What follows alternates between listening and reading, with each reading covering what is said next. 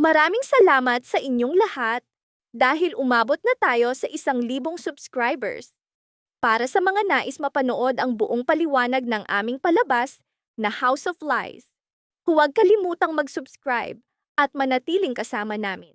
Ang pinakamalaking panganib sa loob ng pamilya Turiampo ay hindi lamang nakatali sa tanong kung sino ang tunay na anak. Sapagkat madalas, ang pinakamalapit sa kayamanan ay siya ring pinakamalapit sa pagkawasak. Nang yumanig ang pangalan ng Turiampo sa iskandalo, napuno ng kakaibang galak si Thea. Ang kanyang mga matay may nakakatakot na kislap. Para bang matagal na niyang hinintay ang pagbagsak ng iba at ngayong nangyayari na, saka siya nakahinga ng maluwag. Habang ang pamilya'y umiiyak, si Thea ay lalo pang nabuhay. At dito nagsimula ang pinakadelikadong pagbabago. Nang mapalaya si Edward, biglang nagbago ang ihip ng hangin. Nagsalita si Thea na para bang siya na ang bagong reyna ng imperyo. Ipinahayag niyang si Edward lamang ang tunay na tagapagmana at walang karapatan si Paulo. Ngunit, kakaiba ang kanyang galit. Hindi lamang tinatanggihan ang posisyon ni Paulo, kundi kinamumuhian ang kanyang mismong pag-iral. Sa mga sandaling iyon, tahimik si Marge. Ngunit, mabigat ang kanyang katahimikan. Hanggang sa siya'y nagsalita at tumama iyon kay Thea na parang sampal. Sinabi ni Marge na anak pa rin ni Greg si Paulo at ang tagumpay ng negosyo ay malaking utang sa kontribusyon ni Paulo. Hindi iyon awa, kundi pagkilala sa kanyang ambag sa pamilya. Ngunit hindi matanggap ni Thea. Lalong bumigat ang atmosfera. Biglang sumigaw si Greg, ngunit hindi na iyon sigaw ng isang ama. Isa na itong sigaw ng lalaking nawawala ang kanyang mundo. Para bang gumuho ang kanyang dibdib. Bawat lihim ay tumutusok sa kanyang puso na parang patalim. At dito lumabas ang mas madilim na katotohanan. Ang pinakamalaking galit ni Greg ay nakatuon kay Aldrin.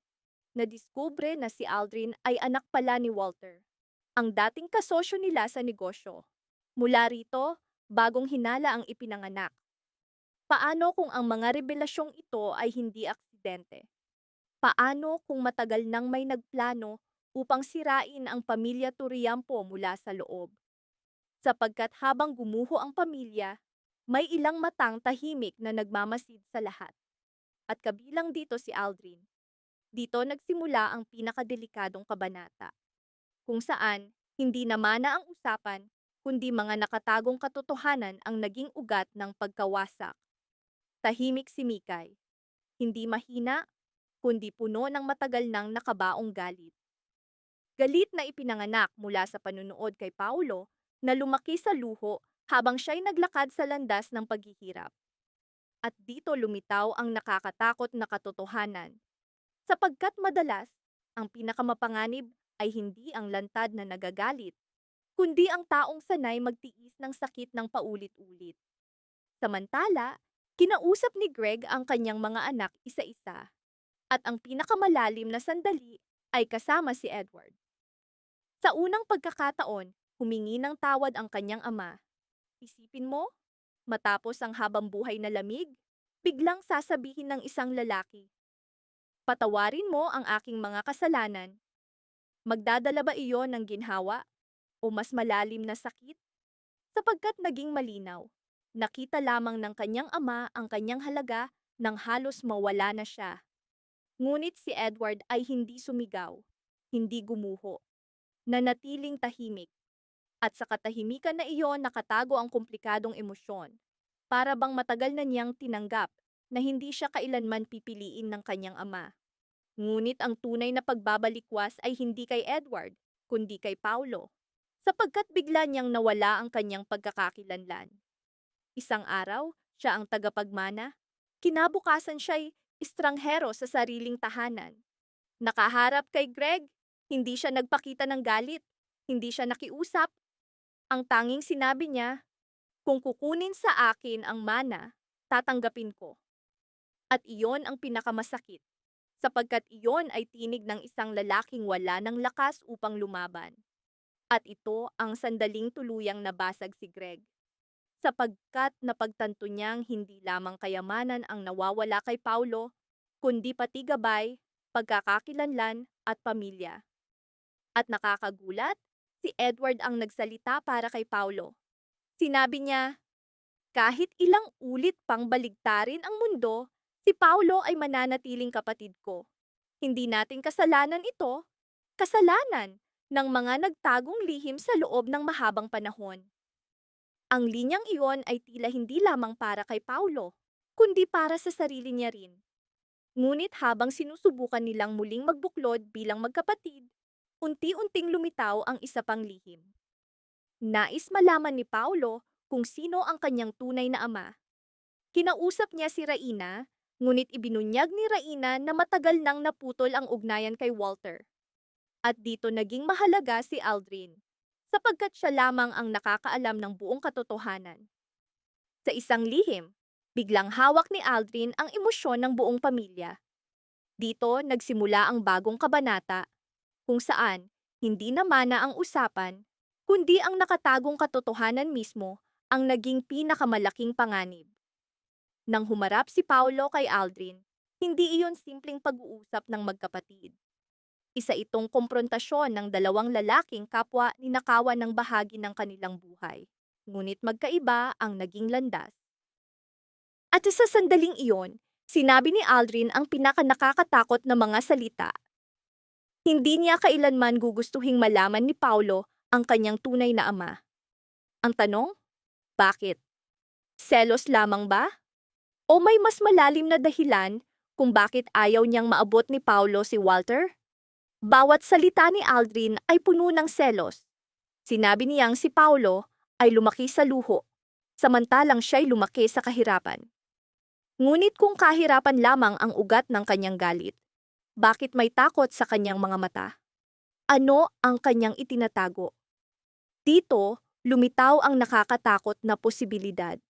Marahil hindi lamang ito tungkol sa mana, kundi tungkol sa isang katotohanang napakadelikado na kayang wasakin ang buong pangalan ng Turiyampo. Sapagkat nang akala ng lahat tapos na ang eskandalo, doon pa lamang nagsimula ang tunay na bangungot. Kung matuklasan ni Paulo ang kanyang tunay na ama, handa ba siyang malaman kung bakit siya itinago sa loob ng maraming taon? O may dahilan kung bakit dapat manatiling nakabaon ang katotohanang iyon magpakailanman? Gumuho ang imahe ng pamilya at ang pinakanakakatakot, nawala ang tiwala nila sa isa't isa. Mula nang mabunyag ang lihim ni Paulo, wala nang tumingin sa isa't isa bilang pamilya. Bawat tingin ay puno ng hinala, bawat katahimikan ay mabigat sa nakatagong galit. Sa gitna ng pagbagsak na ito, may isang taong tila nasisiyahan, si Atea. Ngunit bakit hindi sapat sa kanya ang pagkawala ng mana ni Paulo? Bakit nais niyang mabura ang mismong pag-iral nito? Dito, lumaki ang hinala, sapagkat ang mga taong agresibong gustong burahin ang iba ay madalas silang may pinakatagong maruming lihim. Sa mga mata ni Thea ay may kakaibang lamig, para bang takot siyang muling mawala ng kontrol. Samantala, lalo pang lumubog si Greg sa pagkakasala. Nais niyang ayusin ang lahat, ngunit bawat salitay lalo lamang nagpapalala. Isang eksena ang nanatiling nakaukit sa alaala. Si Greg, tahimik na pinagmamasdan sina Edward at Paulo. Walang sigaw, walang payo, ngunit sa loob niya'y lahat ay gumuho. Sapagkat sa unang pagkakataon, nakita niyang magkahawak sila bilang tunay na magkapatid. Isang bagay na matagal nang nawawala sa natitirang bahagi ng pamilya. At dito sumulpot ang pinakamalaking tanong, marahil ang dugo ay hindi ang tunay na sukatan ng pamilya, kundi ang katotohanan. At ang tunay na sumpa ng mga Turiyampo ay ang kanilang mga kasinungalingan. Sapagkat habang pinoprotektahan ni Edward si Paulo, ang mga mata ni Aldrin ay nagbubunyag ng higit pa sa selos. Para bang matagal na niyang hinintay ang sandaling ito. Habang si Paulo ay desperadong naghahanap ng katotohanan tungkol sa kanyang tunay na ama, si Aldrin ay desperadong pigilan siya. At ang dahilan? Hindi upang protektahan si Paulo, kundi upang ipadama sa kanya ang parehong sakit na matagal nang dinadala ni Aldrin. Lumaki si Paulo sa luho, ngunit si Aldrin ay nabuhay sa anino. Isang batang walang pangalan, walang yaman, walang lugar. Kaya't lalong naging mapanganib ang sitwasyon, sapagkat si Paulo ay naghahanap ng sagot, habang si Aldrin ay naghahanap ng paghihiganti. Kung pakikinggan mong mabuti, kapag binabanggit ni Aldrin si Walter, ang kanyang tinig ay may halong galit at takot. At mula rito, lumitaw ang mas malaking hinala. Marahil si Walter ay hindi lamang ama, kundi siya mismo ang ugat ng pagkawasak. Bakit kinatatakutan ng lahat ang kanyang pangalan? Nanginig si Raina, nagngit-ngit si Greg, halos mawala ng kontrol si Aldrin. At si Paulo, siya lamang ang desperadong malaman ang katotohanan. Hindi alam na ang katotohanan mismo ang maaaring sumira sa kanya. Ang pinakamasakit, unti-unting nawawala ang pagkakakilanlan ni Paulo. Isipin mong buong buhay mong alam kung sino ka, may pamilya, may kinabukasan, at biglang sasabihin sa iyo na maaaring lahat iyon ay kasinungalingan. Paano ka muling magtitiwala sa sarili mo? Sa katahimikan, lalo pang naging mapanganib si Paulo. Sapagkat ang mga taong sobra ang sugat ay nawawala ang takot na mawalan pa ng iba. At habang iniisip ng lahat na si Edward ang pinakabasag, sa katotohanan si Paulo ang pinakanaligaw.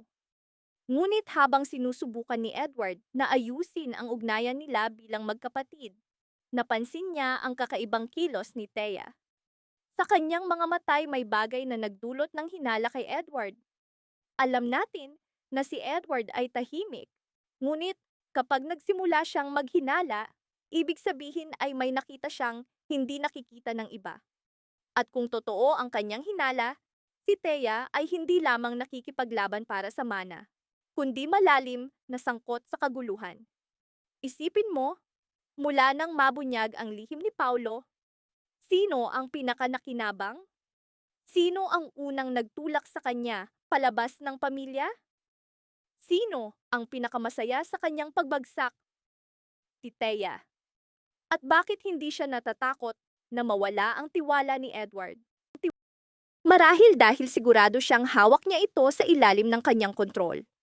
Ngunit kung dumating ang araw na tunay na makita ni Edward ang likas na pagkatao ng kanyang asawa, tuluyan bang guguho ang pamilya Turiampo?